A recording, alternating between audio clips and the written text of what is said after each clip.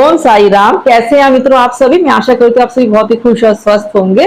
तो मित्रों, आज मैं आपके साथ में जो बहुत बार मुझसे प्रश्न पूछा गया है, तो उसके ऊपर मैं एक वीडियो में आपके साथ में मुझे लगा कि मुझे जरूर इसके लिए एक वीडियो जरूर बनाना चाहिए। वो विषय है कि साई सचरित का महापारायण किस प्रकार से किया जाए और साई सचरित का महापारायण के क्या क्या लाभ हैं।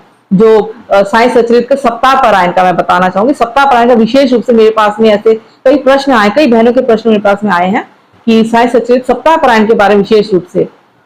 तो मित्रों, मैं बताना चाहूंगी कि साई सचरित का पारायण जो है वैसे तो अपने आप में तो प्रभावशाली, आप रेगुलर भी अगर आप जो है पाठ अगर आप करते हैं तो इसका वो तो करना ही चाहिए। हर साईं भक्त को जहां तक हो सके या पाठ जरूर करना चाहिए। पाठ नहीं कर सकते सुनना जरूर चाहिए, लेकिन विशेष रूप से सप्ताह पारायण का इतना महत्व क्यों है मित्रों? क्योंकि अगर हमारे मन में कोई भी विशेष मनोकामना अगर होती है तो जो ग्रंथ है बाबा का, जो महाग्रंथ है साई सचरित का, उसे हमें एक हफ्ते में यानी कि 7 दिन के अंदर में पाठ को पूर्ण कर लेना होता है, पाठ को पूरा कर लेना होता है विशेष मनोकामना की पूर्ति के लिए। अगर आप वैसे भी पाठ कर लेंगे एक हफ्ते में तभी भी पूर्ण होती है मनोकामना।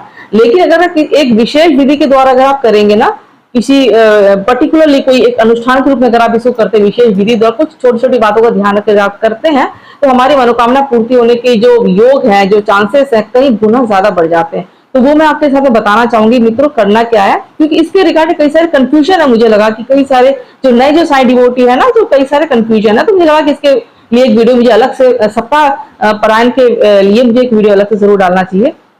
तो मित्रों, आपको बताना चाहूंगी करना क्या है। अगर हो सके तो थर्सडे के दिन से स्टार्ट कीजिएगा। वो भी कब से? जब आपके अमावस्या के बाद में, जो शुक्ल पक्ष, अमावस्या छूटने के बाद में जो शुक्ल पक्ष प्रारंभ होता है, पहले थर्सडे से स्टार्ट कर सकते हैं, अथवा किसी भी विशेष दिन पूर्णिमा से भी स्टार्ट कर सकते हैं। कोई भी अनुष्ठान, कोई भी फेस्टिवल टाइम से स्टार्ट कर सकते हैं।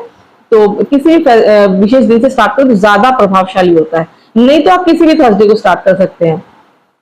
तो आपको करना क्या है, आपको इसमें सुबह जो है नहा धो के सबसे पहले आपको हो सके तो अपने जो गेट पे ना, मेन गेट पे 2 दिए, 2 साइड पे 2 दिए, मिट्टी के 2 दिए लगा जो जरूर जला के रखना होता है। नीचे थोड़ा सा अक्षत यानी कि चावल के दाने, या तो फिर फूल की कुछ पंखुड़ियों के ऊपर जो है, या तो फिर किसी प्लेट में आपको जो है 2 दिए, आपको मिट्टी के दिए आपको रख देने होते हैं मेन डोर के आजू बाजू में। उसके साथ में अगर हो सके तो तोरण अगर आप लगा सके, तोरण बंदरवार जो लगाते हैं आम के अथवा पीपल के पत्तों से, या तो फिर जो है फूलों का बंदरवार तोरण लगा सकते हैं। अगर लगा सके तो बहुत अच्छा है। और छोटी सी रंगोली अगर बना सके, क्योंकि मेरे को एक अनुष्ठान, हम इसमें इन्विटेशन दे रहे होते बाबा को। हम पाठ अगर करें, हम चाहते हैं कि हम इन्वाइट कर रहे हैं बाबा को, बाबा आपको आना है हमारे पाठ में, तो इसीलिए हमको स्वागत की तैयारी के लिए स्पेशल है वो, तो हमको स्वागत की तैयारी के लिए हम ये सब ये करते हैं। और अगर ज्यादा कुछ नहीं हो सके, कम से कम आप 2 दिए तो आप जरूर लगाई दीजिए, जितना हो सके। थोड़ा सा डेकोरेट, थोड़ा सा द्वार को, जैसे दिवाली में नहीं करते हैं थोड़ा सा, तो कम से कम डे 1 पे जरूर ये करना होता है, पहले दिन। अब हो सके तो पूरे 7 दिन आप कम से कम 2 दिए आप जरूर मेन डोर पे जलाइए।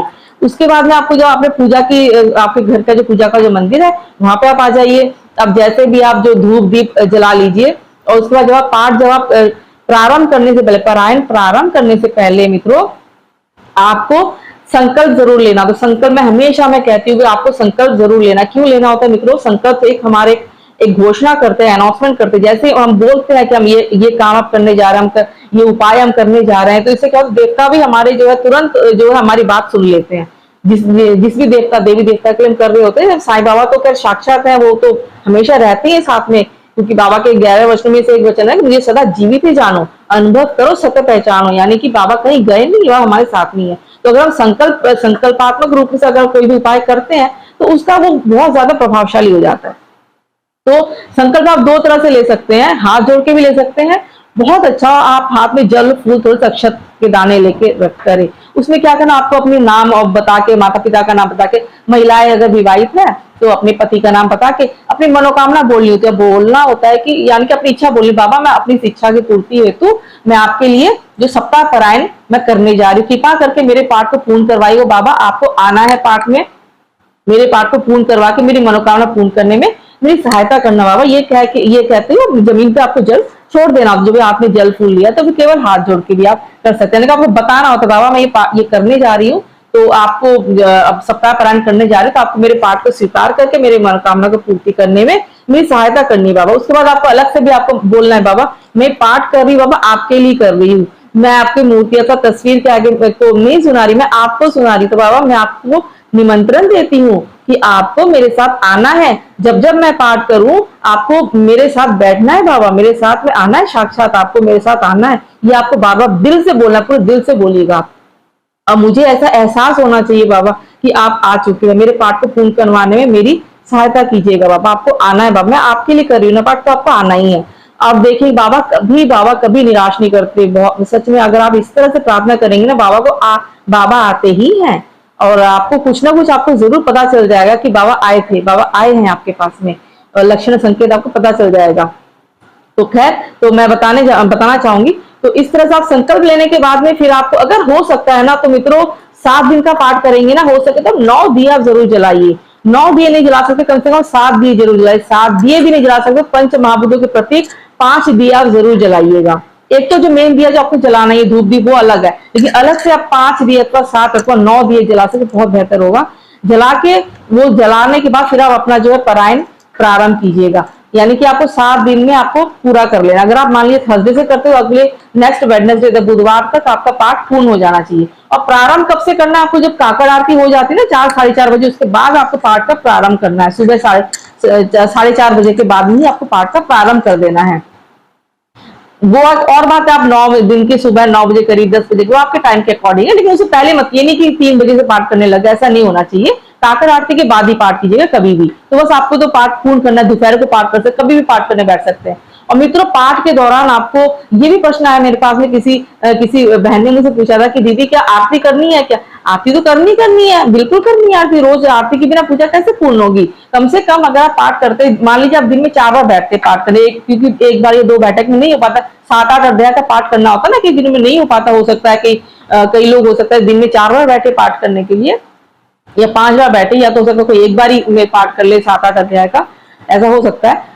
तो अगर आप मान लीजिए 3 या 4 बार पाठ करते, तो ऐसा जरूरी नहीं कि हर बार आप आरती कर, कम से कम आप दिन में 2 बार पाठ जरूर कर लीजिए। दिन में 2 बार आरती तो आप पाठ के दौरान जरूर कर लिया कीजिएगा मित्रों, ठीक है। नैवेद्य के रूप में कुछ ना कुछ जरूर रखिएगा, चाहे मिश्री रखी, चाहे गुड़ रखी, चाहे कोई फल प्रसाद, कुछ भी आपको जरूर रखना होगा मित्रों। नैवेद्य के रूप में जरूर जल जरूर चढ़ाना है बाबा को, आरती जरूर करनी है दोनों टाइम की, नैवेद्य भी रखना है, कुछ ना कुछ भी आपकी क्षमता, चीनी भी रख सकते हैं, गुड़ भी, कुछ ना कुछ आपको जरूर रख दीजिएगा। उसके बाद में आपको पाठ करने के बाद में जब आपको पूरे दिन के जब पाठ हो जाए, और एक और बात मित्रों, पाठ के दौरान जितना हो सके ना, जितना ज्यादा से ज्यादा हो सके आप अन्नदान कीजिएगा मित्रों। अन्नदान अपनी क्षमता के अनुसार, चाहे आप 2 रोटी गाय को खिलाए, क्योंकि जीव को खिलाए, क्योंकि बाबा को आपको पता है कि बाबा को अन्नदान करना कितना पसंद था, कितना बाबा को अच्छा लगता था, भूखों को खाना खिलाना, लोगों की मदद करना बाबा को कितना पसंद था। अन्नदान तो बाबा का विशेष, मतलब बाबा का ये मानना था कि भूखों को खाना खिलाने से बढ़कर पुण्य कुछ नहीं है। आप जीव को खिला सकते हैं, गाय, कुत्ते, बिल्ली, किसी को भी दे सकते हैं, किसी भूखे को भी दे सकते हैं, किसी गरीब तबके के लोग कितने सारे जो मिल जाते हैं, जो मांगने वाले होते हैं, तो उनको आप जरूर कुछ ना अपनी क्षमता में, जरूरी नहीं कि आपको देना ही नहीं, ये मत सोचिएगा।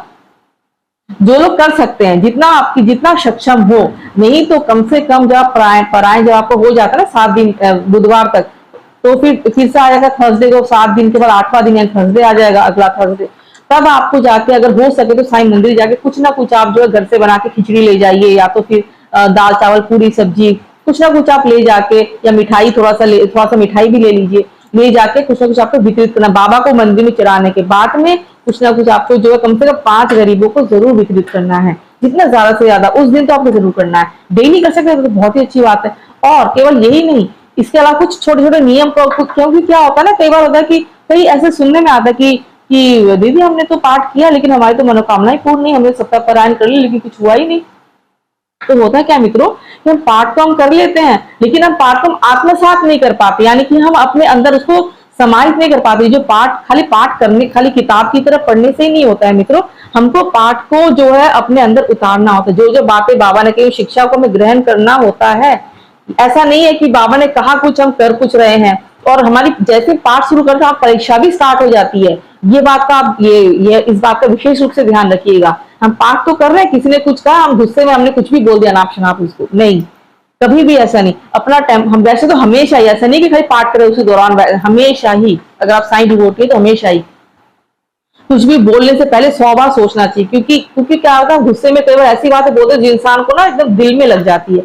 कभी भी हमें कोई भी बात हो, जैसे कि हमेशा हमें ध्यान, दूसरों की भावनाओं का ध्यान हमेशा रखना चाहिए। ज्यादा से ज्यादा हो सके, जितना हो सके, अगर आप हेल्प नहीं कर सकते तो कम से कम दूसरों की राह में कांटे बिछाने नहीं चाहिए। इन सब छोटी छोटी चीजों का हमें ध्यान रखना होता है मित्रों। हम गुस्सा कर जाते हैं, हम कई बार हम कैसे हम निंदा कर, कई बार कोई बुरा इंसान है, उसकी निंदा करके क्या हो, जो इंसान बुरा है वो तो अपने कर्म भोगेगा ही, लेकिन हम उसकी बुराई करके हम अपने कर्म क्यों खराब। छोटी छोटी चीजों का ध्यान रखना होता है मित्रों, जिससे कि हमारी जो हमें अपना आचरण हमें सही करना होता है, पाठ करके उसको हमें अपने अंदर उसको समाहित करना होता है, अपनाना होता है, उसी के अनुसार जीवन हमें जीना होता है। तो ये सब छोटी छोटी चीजों का ध्यान रखना। और पाठ के बाद में आप जो जितनी पूजा हो सके आप सब कर दीजिएगा, मंदिर में थोड़ा सा दान कर दीजिएगा।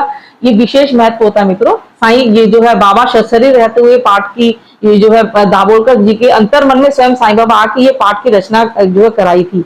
तो इसीलिए इतना ज्यादा महत्वपूर्ण होता है सप्ताह पारायण। वैसे तो कैसे भी पारायण करो, पारायण अपने आप में इतना चमत्कारी है, ये सप्ताह पारायण का अलग ही महत्व होता है। तो इसके रिगार्डिंग कई सारे प्रश्न थे, तो मुझे लगा कि हाँ, तो मुझे इसको अलग से वीडियो डालना चाहिए था। तो अगर आपको कोई भी अगर आपको मन में कोई भी डाउट हो, कोई क्वेश्चन, आप मुझसे पूछेगा, मैं रिप्लाई जरूर देती हूँ मित्रों।